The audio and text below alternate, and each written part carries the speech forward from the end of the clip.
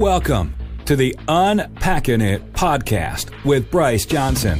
It's a show that unpacks sports, faith, and life with intriguing guests from the sports and entertainment world. Enjoy inspiring conversations and thought-provoking interviews. You'll hear stories from people that will inspire, challenge, and encourage you. Now, from the Unpacking It studios in Charlotte, North Carolina, uniting sports fans everywhere, here is Bryce Johnson. And joining us now is college football coach Hugh Freeze. He was the head coach of Ole Miss from 2012 until 2016 and won the Sugar Bowl in 2015. This past December, he was named head coach of Liberty University. He is a husband and the father of 3 daughters. He is also a speaker for an upcoming event called the GameDay 2019 Simulcast. He joins us today to discuss football, family, grace, and the term toxic masculinity. Coach, thanks so much for joining us. How are you? I'm good, Bryce. How are you guys? Doing great today and excited to have you on the show. And so it's the off season. You're the new coach at Liberty. Take us into what goes into the first couple of months taking over a program. Oh, it's a whirlwind. There's really no off season when you take over that first year. To be quite candid, you're just you're enamored with recruiting when you get a job in the middle of the recruiting season, particularly with the early signing period now, and it's just pretty chaotic trying to get a staff in place and to go out and get your class in a matter of 3 weeks or less. So it was crazy whirlwind, but fun and enjoyable, and think we did well for the time we had in getting this class. And now we're turning our attention into getting ready for spring ball, which starts actually this weekend. So we've been grinding the last couple of weeks on installing our offense, defense, and special teams, and look forward to getting our current players on the field this weekend. That's awesome. And so why do you think Liberty ended up being the best fit for you as a head coach? Man, when you're going through those decisions, they're never real easy, because when you have several different options that all look very good,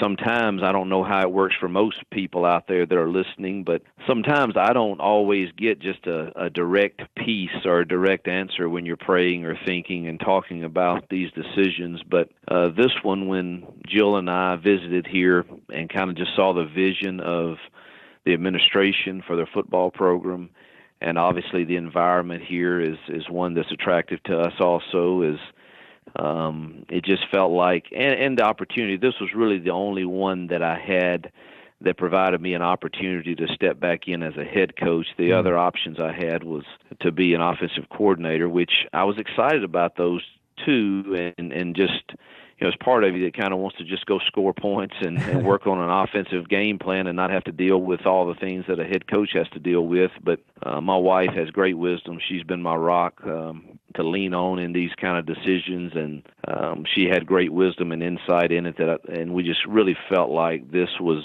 the best opportunity and moving forward, and also for our family, my 3 kids, and just thought this was kind of the best fit. And I was able to surround myself with people that have played for me or coached with me, and that excites me to give those guys opportunities to coach at the FBS level. So really the vision, though, and the support that they're putting into the football program here to try to make it one of the best group of 5 schools in the country was really attractive to me. And I think building something has always motivated me, and that's why we ended up here. I can relate to that. No, I love that. We're talking with Coach Hugh Freeze here on Unpacking It, and of course you were out of coaching for a couple of years, and so how do you think that time away will make you a better head coach moving forward? Well, I do think that anytime people in general, I think everyone goes through a season in life or multiple seasons in life where you've either been disappointed or you've had some type of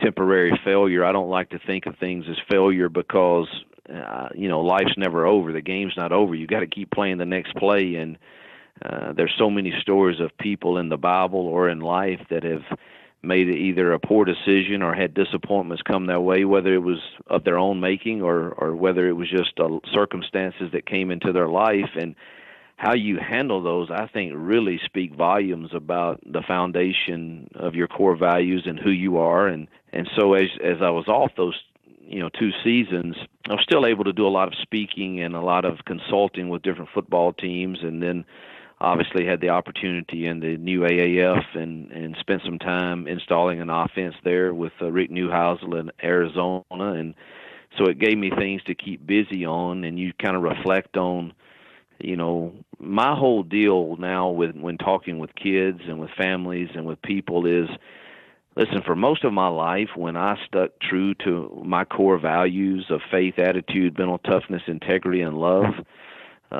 success and blessing really followed that. And I also can speak to when you don't follow those core values, there's some consequences that you're probably not going to like. And I really don't want you as a player of mine or a friend of mine or someone I can speak life into to say, listen, I didn't enjoy that, and I don't want you to go there. So let's come up with the game plan to really follow your core values so that you don't have to experience that of your own making anyway. That still doesn't mean that, life is cruel, and sometimes things come into your life that you have you didn't design it, you didn't cause it, but yet they come.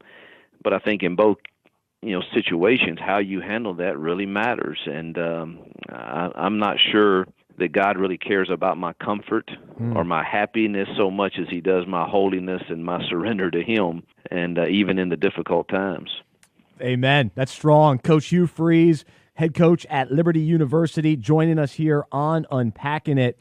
And so along those lines of the the things you've learned and the perspective that has changed to a certain extent during those years off of coaching, how has that maybe played out as you view the role of being a head coach, and maybe how are you going to approach it differently this time around?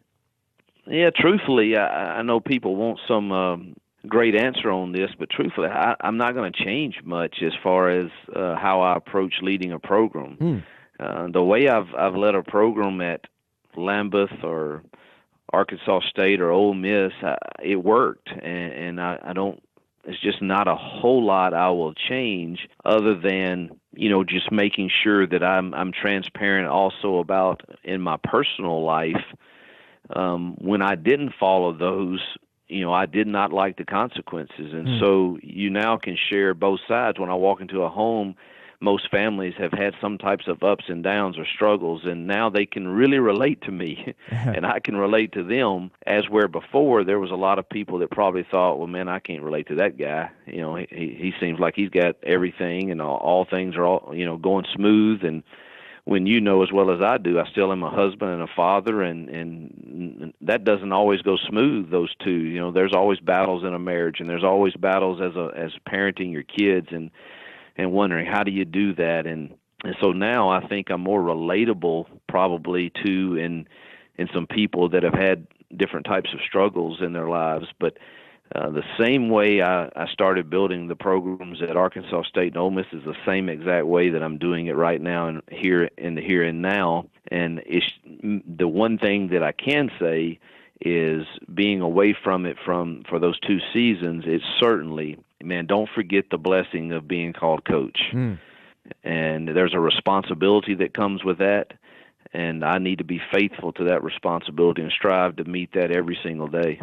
Was there ever any part of you that considered not going back into coaching? Were those conversations, did they take place within your family, just in regards to not even wanting to be back in the public eye anymore? That is a battle in my mind that takes place. I never thought I have to fight that some, because the easy thing would have been to continue doing what I was doing, or do it at a place that didn't have as much maybe attention to it as the college football scene. Yeah. But I just, God has created you to do certain things, and has given you gifts to do certain things. And I think we've got to be faithful with those gifts, regardless of what men may say. I kind of got to a point that I realized that I had several idols in my life. One was the applause of men. And once you kind of fire every one of those as validators, and you try to please the one that matters, all of the negative things that people may say or continue to try to drag up or it really doesn't matter. What matters is, what am I doing with the platform God's given me at this moment in my life as a husband, father, leader of a program. Amen. Coach Hugh Freeze, our guest right now on Unpacking It. He's the head football coach at Liberty University, and he's going to be one of the speakers coming up at GameDay 2019. It's a simulcast that is available to churches around the country, and you can check out GameDaySimulcast.com, and we'll talk about that a little bit more in just a little bit. And so, Coach, you've already shared with us, but have been very public not only about your faith, but also the mistakes you've made in your personal and professional life in the past, and wanting to now use your platform to encourage and challenge other people and to push ahead and move forward. But I think for our listeners, and my heart is to always challenge and encourage sports fans and those that listen to this show, and to be able to use the lessons of other people to be able to implement those into our own lives. And so when I think about your story, the two first words that come to mind are grace and forgiveness. And so I thought we'd maybe just start there. But what is your perspective on both of those two words and how clear and evident they became in your life? Well, I don't think any person, and I don't wish for any person to ever have to live out their worst moment in the public eye. I had a clear understanding of grace. I have for many years, but having to go through something where your worst moment from your past is played out in a scene where people can draw their own conclusions, make their own assumptions, and you really have no defense because you had a sin in your life or a fault in your life that caused all of the stuff to happen. You really have to battle with, are you worthy of moving forward? But it doesn't take long to read any scripture there's so many people throughout the Bible and in life. Theirs may not have been public, but man, that's what there's grace that is there for those that own what they did, make the necessary adjustments, and man, continue to play the game that God's laid out for you. And so that battle of whether to get in coaching, whether to not be in coaching, and just be a husband and a father, and all of those things have to be played out in the scope of grace. And I'm so thankful that the friends that I have, my family, my wife, that not one time did anyone, bail on me because they had seen me throughout my life and what I was about consistently for many years. And so I'm just so thankful for grace and forgiveness. And the truth really is, we can believe lies, but the truth is, I never was good enough anyway in and of my own accord, so I can never be good enough to earn God's grace, and I can never be bad enough on my worst day to lose His grace. And that would be giving someone way too much credit, because we can't earn it and we can't lose it. So it's one of the most marvelous words that there is, and the forgiveness I've experienced. Again, I think relationships grow in forgiveness. People's may not have been public, but the Bible's pretty clear about forgiveness, and if you truly can't forgive to the measure you want to be forgiven, man, that's a scary line to walk. And I'm just so thankful for the forgiveness of people close to me and their grace. Amen. Coach Hugh Freeze, our guest right now on Unpacking It. And along those lines as well, the importance of the people around you then and now to stick with you. There's an element of accountability and accountability partners. What did you maybe learn about the value of that, and what is the best strategy that each of us can kind of understand what that looks like to have accountability partners in our life to help each other stay on the right path? Yeah, and I've had accountability partners, and this is a great discussion, because I've had them for many years, and I think they're absolutely necessary. But they only work if everyone that's involved in it is willing to be transparent and not fight in isolation. And that was the lie that I believed is, I can't tell them exactly what was going on.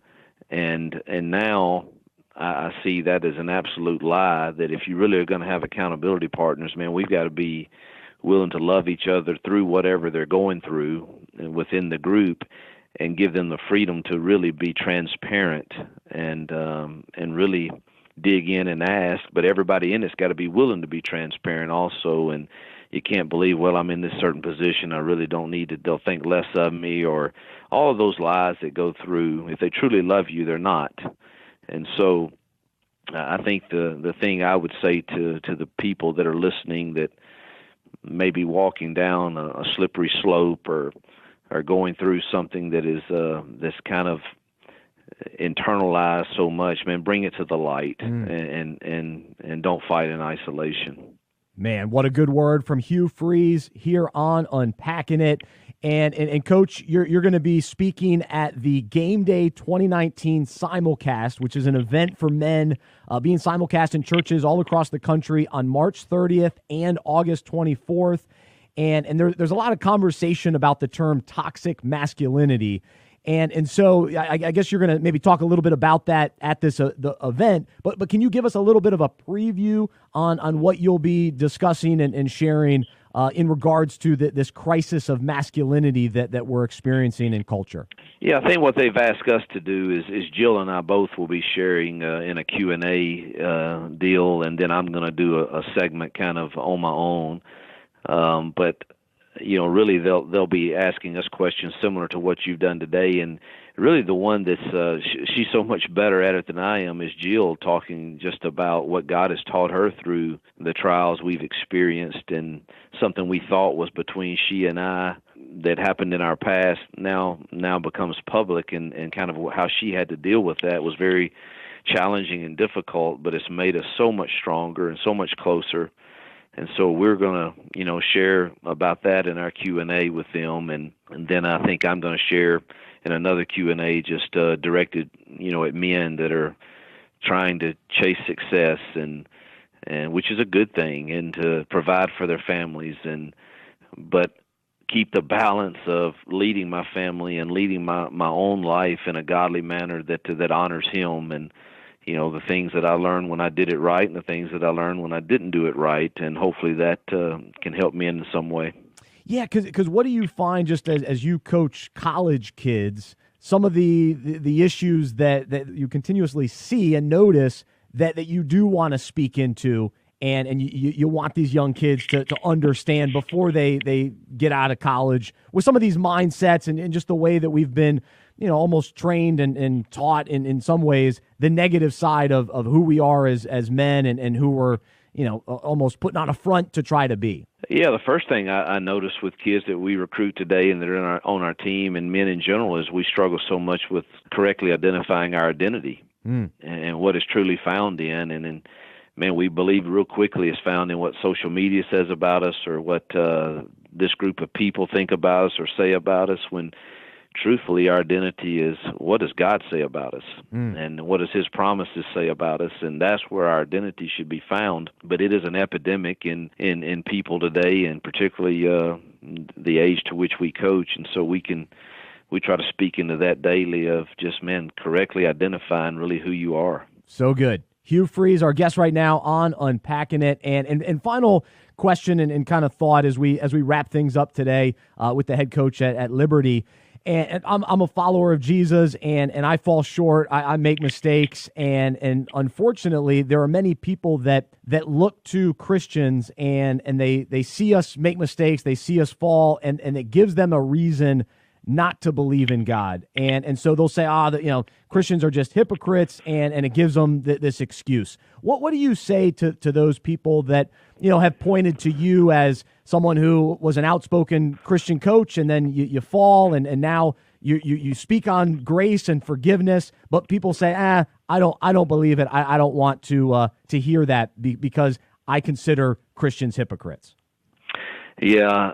The first thing I would say to them is I agree with them. I am a hypocrite, and probably always will be my whole life, because I don't think I can ever meet the holy standard of a holy God. But that is the exact reason of why I follow Christ. It's because He measures up on my behalf. And and therefore I'm righteous in him. I'm saved and justified by his death, burial, and resurrection, and I'm on a pursuit of being sanctified. I probably won't get there until the other side on this side of heaven anyway. But thanks be to God, I don't have to, because the victory I have is in His Son and His sacrifice for me. And that is why I follow Christ. I know of no other way to handle my shortcomings or when I don't measure up, other than being in Him. And I think that is what the gospel is. And too often, the world puts not only levels on sin, and this one's worse than this one, and because this guy said he was a Christian and he didn't get it right this time, that he's just hypocritical, and I want no part of that. And I just want them to understand that the reason I am a follower of Christ is because I can't measure up in and of myself, and I'm just thankful that I have a God that can. Absolutely. Gosh, that's powerful stuff. Let's end it right there. Really appreciate it, Coach, just for being transparent and sharing and just really encouraging to all of us today. And so we wish you the best as you take over the program at Liberty and really build that up, and excited to see what God continues to do in you and through you moving forward. And people can check out more about the GameDay Simulcast on GameDaySimulcast.com to hear him speak coming up on March 30th and August 24th. Coach, really appreciate you being here on Unpacking It today. Thank you so much, Bryce. All right. Well, we appreciate it. There's Coach Hugh Freeze joining us here on Unpacking It. For more information about the show, our events, and other resources, visit unpackinit.com. That's UNPACKINIT.com. We hope you are encouraged, inspired, and challenged by what you heard today. To support our show and Unpacking It Ministries with a financial gift, visit unpackinit.com/donate. We look forward to unpacking sports, faith, and life with you again next week.